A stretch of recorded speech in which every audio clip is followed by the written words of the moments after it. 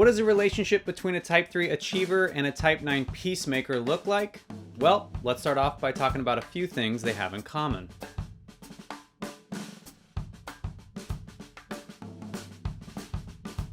The 3-9 relationship is about as common as, let's say, a 3-8 relationship is uncommon, just in case you're watching these episodes in order. 3s and 9s have this natural synergy, which is partially explained by these lines of integration and disintegration that connect them on the Enneagram. Although this connection usually tends to signal that one person in the relationship is kind of getting the better of the deal. What I mean is that 9s get to see many of their healthier traits mirrored by the 3's ambition and efficiency, while 3s get to see some of their less healthy traits mirrored by the 9's avoidant or unmotivated energy. That's because the 3's movement of disintegration is to 9, and the 9's movement of integration is to the 3. If you want to learn more about those concepts, be sure to check out my complete guides that are linked in the description below. Anyway, I bring all that up just to highlight the fact that this couple is going to go through some similar waves together, fluctuating between an outgoing, upbeat, and inspired energy, and then basically turning off all those traits so they can camp out on the couch and ignore the outside world entirely.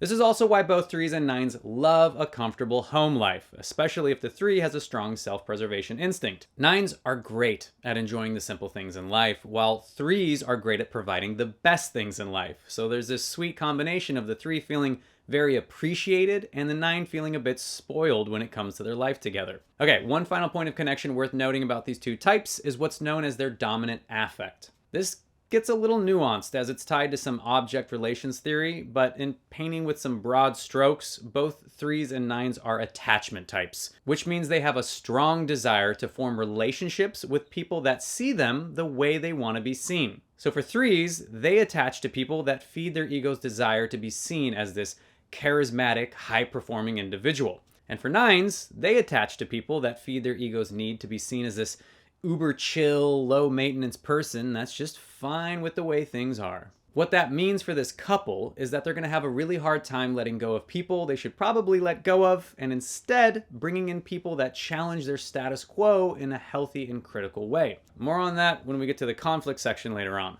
For now, let's zoom in on these points of attraction and talk specifically about what draws the Type 3 achiever to the Type 9 peacemaker.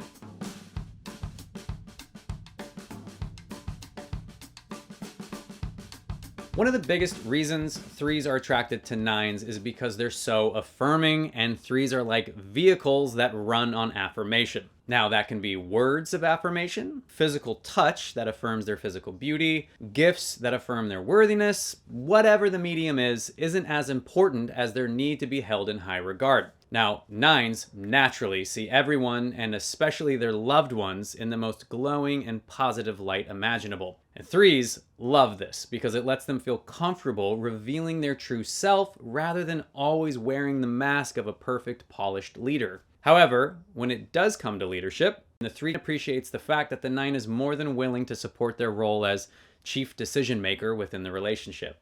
After all, 3s don't really like to fight for control, and despite being assertive types, they much prefer to feel like the chosen leader versus the dominant authoritarian of the family. Okay, last major point of attraction for 3s is the way that 9s handle failure with such modesty and acceptance. For 3s, failure is kind of like a gut punch to their egocentric identity. But when failure, adversity, or embarrassment strikes and the 3 can't find a quick solution to the problem, the 9 is great at just holding space for the 3 to feel lost, to feel insecure, or to just feel in general, which is usually terrifying for them as the impinged type of the heart center. It often takes someone as truly safe and non-judgmental as the 9 is for the 3 to open up and admit that they don't have all the answers. Ultimately, the 9's unconditional acceptance of the 3 teaches them to let go of their ego's belief that you earn love by being this impressive rather than authentic person. Okay, on that sweet note, let's shift over to what 9s usually find uniquely attractive about 3s.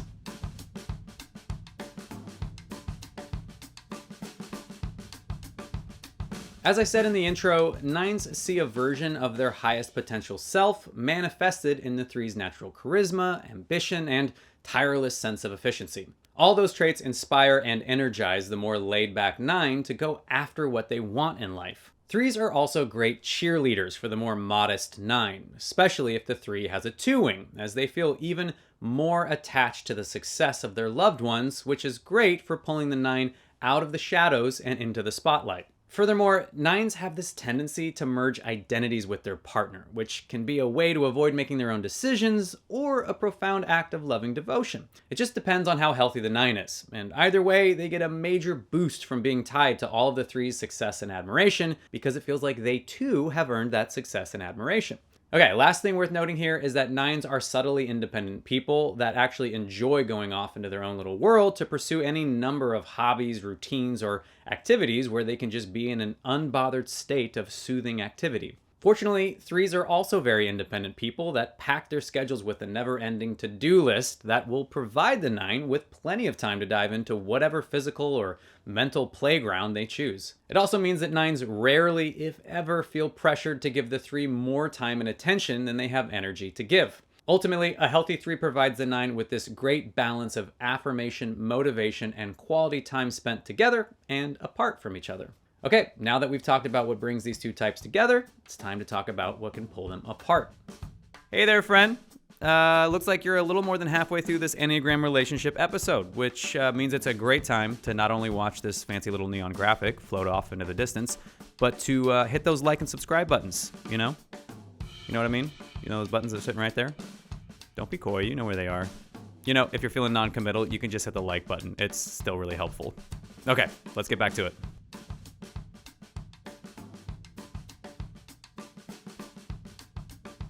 Conflict is a tricky thing to describe when it comes to the 3-9 relationship because there honestly isn't a ton of it on the surface. Conflict in this relationship is more like a deep, festering feeling of dissatisfaction. Now, when 9s are dissatisfied with the relationship, they tend to quietly withdraw into their imagination, where they can pretend like they're in a totally different life with a totally different partner. Now, when 3s are dissatisfied with the relationship, they engage in more social and career activities as a way of getting that ego boost that they're not getting at home. So you have this perfect storm of two people that are both unwilling to address a negative situation for fear that it's going to disrupt the quality of their life, or at least the image of the quality of their life. Now, in zooming back in on the 9, they feel like the 3 has forgotten them because work and other people are just more important. That's pretty tough for 9s that already struggle with this low sense of self-worth, as they want to feel seen but can't bring themselves to fight for attention. Sadly, with 3s, you often have to fight for their attention because they spread themselves so thin.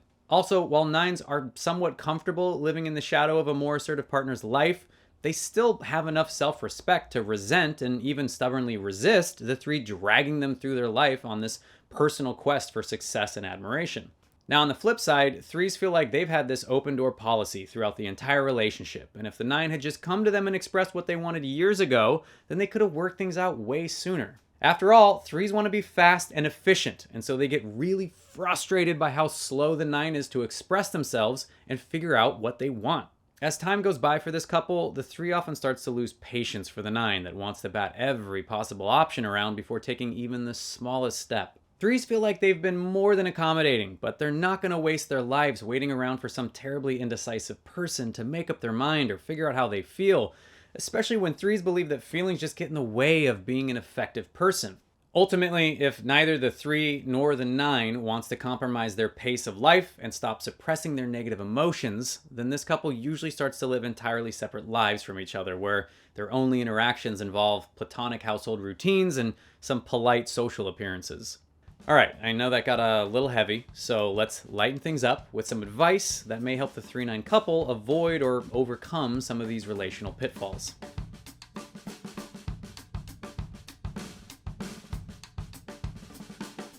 All right, one thing the 3-9 couple can do to help improve their sense of intimacy and connection with each other is to go and do something together that's new, fun, and unhurried. The goal being to get 9s out of their mindless routines and to get 3s out of their endless desire for productivity. Now, the unhurried part is also crucial because it takes 9s a while to get out of daydream mode and into the present moment. It also takes 3s a while to shut off that mental to-do list constantly running in the background of their mind. So again, something new, something fun, and something unhurried. Okay, next up is a bit of an escalation in difficulty, and it's to actually have fights. I don't mean like explosive arguments at 2 a.m. after you've had a few too many. I mean, the moment you get stung, hit pause, collect yourself, and call out what just happened. Don't withdraw. Don't make a passive-aggressive comment or dive right back into work, because that'll just fuel that festering sense of dissatisfaction we just talked about. For 3s and 9s, you almost have too high of a pain tolerance, so you gotta embrace the fact that every little disagreement you face and resolve is a step towards true intimacy, not an indictment on the quality of your relationship or the quality of you as a partner.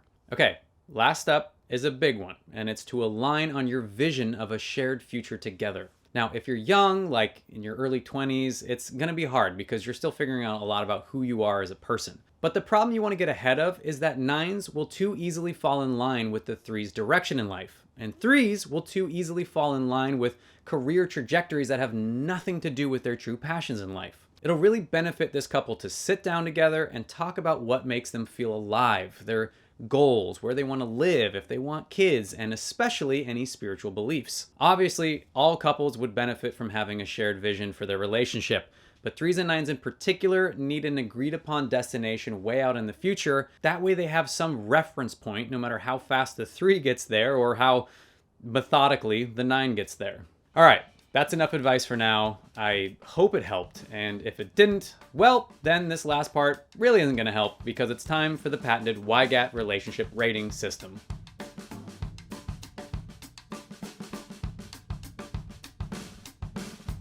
Okay, friends, first up on the YGAT relationship rating system is the spice meter. And I'd put the 3-9 pairing just a bit past mild, mostly because 3s do bring some high energy assertiveness to the mix, despite being highly conflict avoidant, just like the 9. Next up is the power meter, which is kind of tough because it really depends on the 9's personal level of ambition, since 3s are already hardwired to thrive in public office. So I guess I'm gonna play it safe and put them right in the middle at productive, despite the fact that a 3-9 pairing could actually be an awesome presidential couple. That leaves us with the fun meter, and I'm actually gonna stick this pairing at books by the fire. I know that might be surprising for the fun-loving and energetic 3s out there, but I actually think healthy 3s have this tendency to slow down a bit as they age, and 9s already love to nest in a cozy little space at home. So yeah, books by the fire. That's my final answer. All right, there you have it, friends. The 3-9 Enneagram pairing. A low-spice, productive couple that has plenty of fun shutting down the engines together at the end of a long workday. That's a wrap on this Enneagram relationship episode for the Type 3 Achiever with a Type 9 Peacemaker. If you're jumping off here, then I'll say thank you so much for watching. I hope you enjoyed it, and please hit the like and subscribe buttons on your way out if you wouldn't mind. But hey, if you're sticking around for more Enneagram goodness, then I have got plenty of relationship-themed content for you to choose from right here, as well as some more lighthearted content if you're feeling frisky. Take your pick.